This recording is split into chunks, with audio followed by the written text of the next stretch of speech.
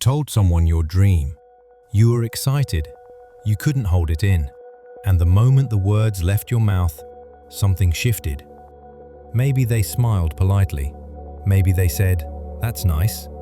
Maybe they said nothing at all, and you walked away feeling smaller, like the dream itself had been touched, handled by someone else's hands, and it never quite felt the same again.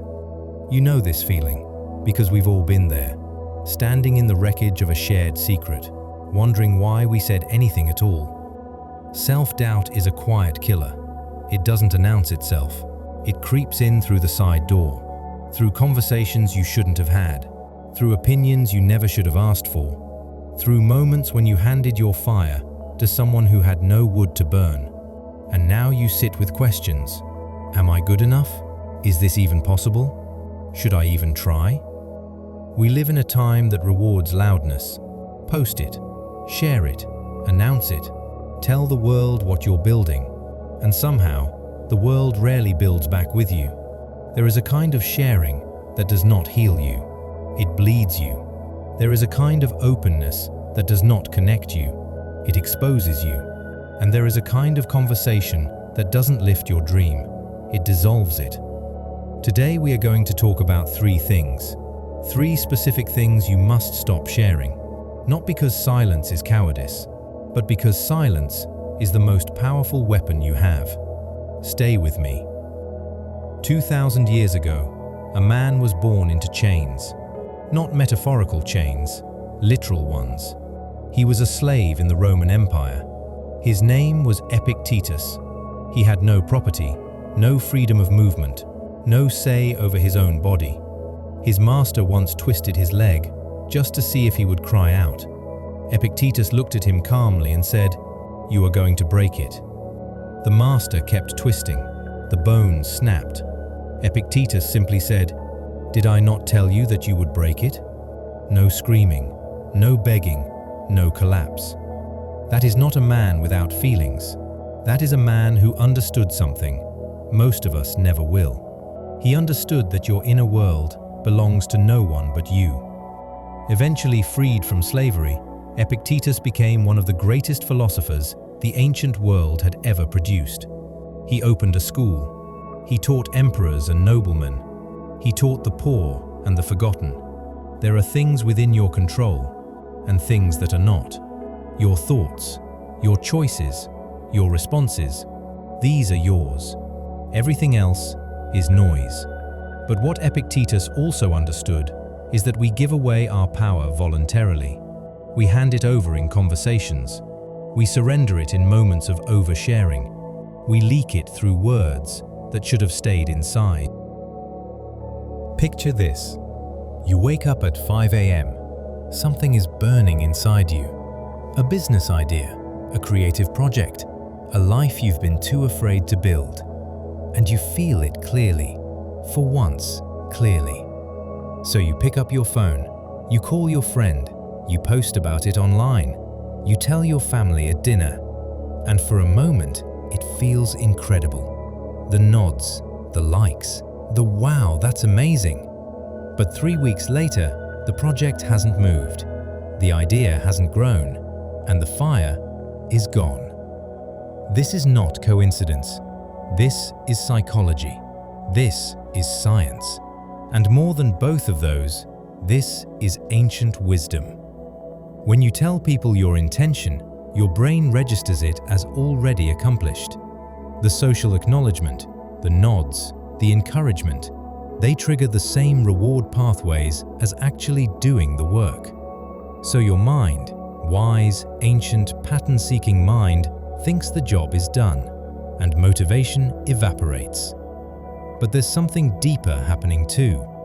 When you share a dream before it has roots, you expose it to weather it cannot survive. A seed does not grow in open wind. It needs soil. It needs darkness. It needs to be covered before it can rise. Your dream is the same.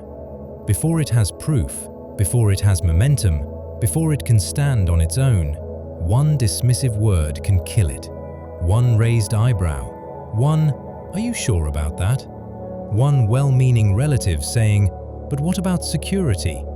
And suddenly, your self-doubt speaks louder than your vision. Epictetus understood this deeply. He taught that the goal of life was not to be admired, it was to be aligned. Aligned with your own values, aligned with your own reason, aligned with what you know to be true and right and possible. The moment you announce the dream, you are no longer aligned with yourself. You are performing for others, and performance and purpose cannot live in the same house. The first thing you must stop sharing is your goals before they are real. Not because people are evil, but because your dream is sacred, and sacred things require protection. Work in silence, build in the dark. Let success be the announcement. The wolf doesn't announce the hunt. Be the wolf. There is a moment every builder knows. You're halfway through something hard, and the doubt arrives. It doesn't knock, it just sits down beside you, and it whispers, maybe this is too hard. Maybe you're not the right person. Maybe you should just stop. And what do most people do? They reach for their phone. They call a friend. They share the doubt out loud, looking for reassurance, validation, someone to say, no, you're amazing, keep going. And sometimes they get it. But here is what Epictetus would say. Never depend on the admiration of others. There is no strength in it. Because borrowed courage doesn't last. It is a candle someone else lit for you, and the moment they leave the room, you are in the dark again. But there's a deeper problem with sharing doubt. When you speak your doubt aloud, you give it form, you give it weight, you give it a voice that carries. What was once a whisper inside becomes a statement between two people, and statements are harder to unsay than thoughts are to unthink. The other person hears your doubt, they store it, and now, even if they support you, some part of them has filed it away. She wasn't sure this would work. He had serious doubts. More importantly, it shapes how you see yourself, because we become what we repeatedly declare. Epictetus taught his students something radical.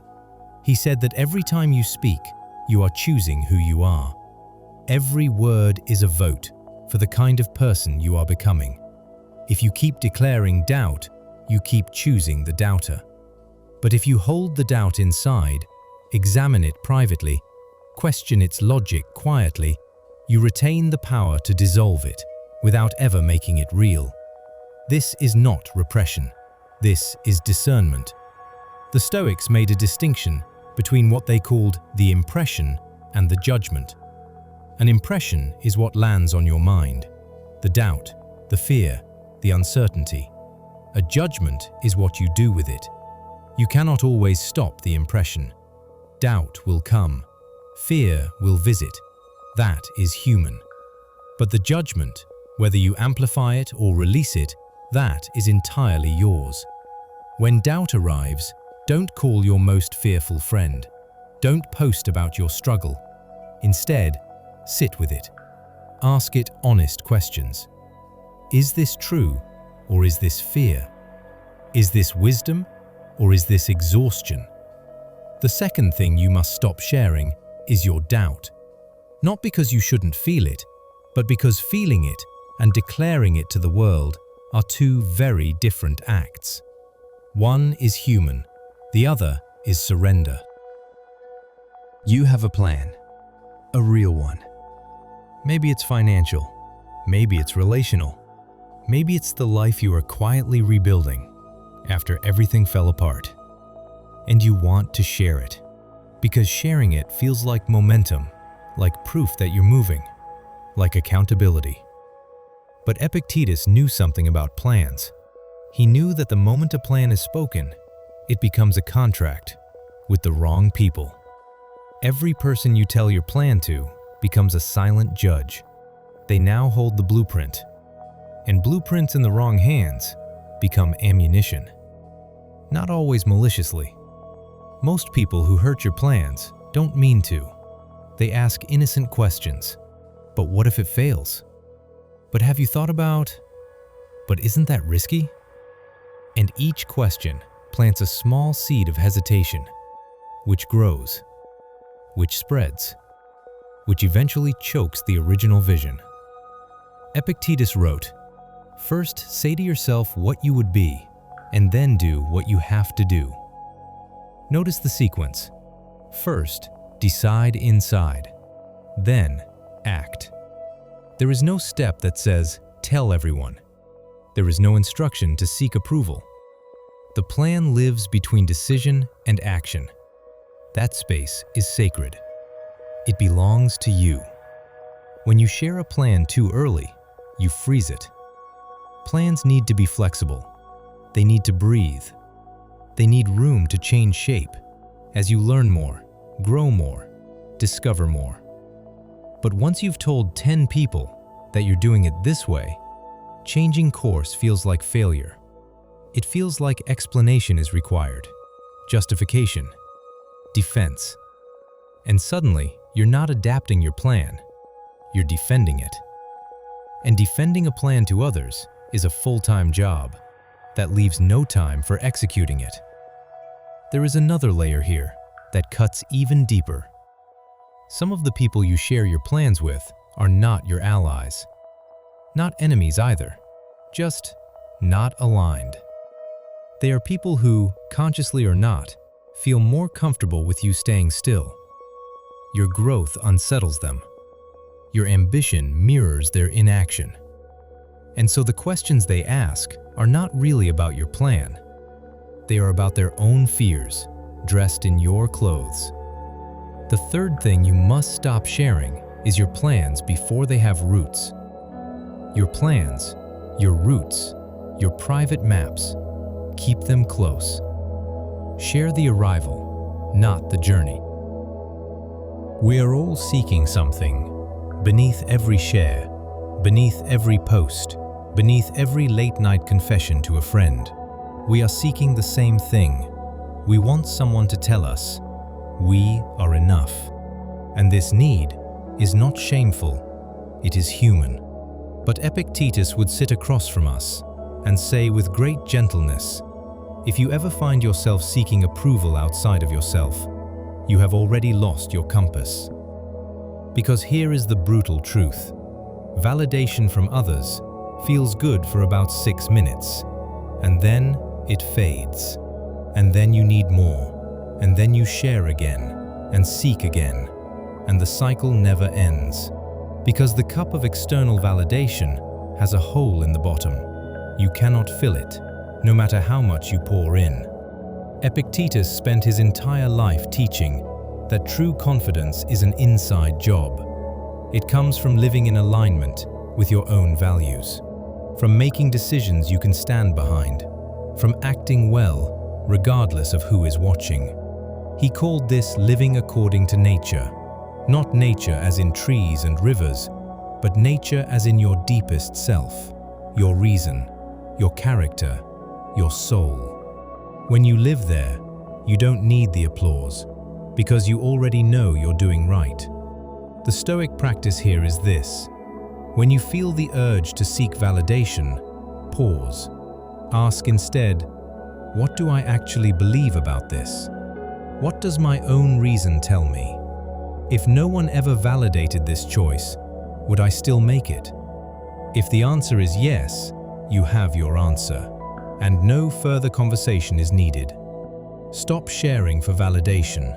Start living for truth. Those are not the same road.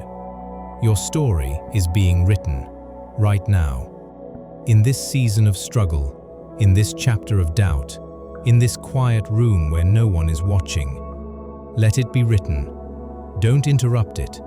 Don't narrate it in real time. Don't dilute the ink.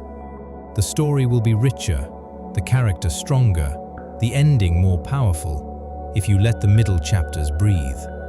Silence is not emptiness. Silence is where the story actually happens, every single day. Work in silence. Let the results speak. The wolf doesn't announce the hunt, and neither should you. Master yourself. one day at a time. Subscribe for daily Stoic wisdom.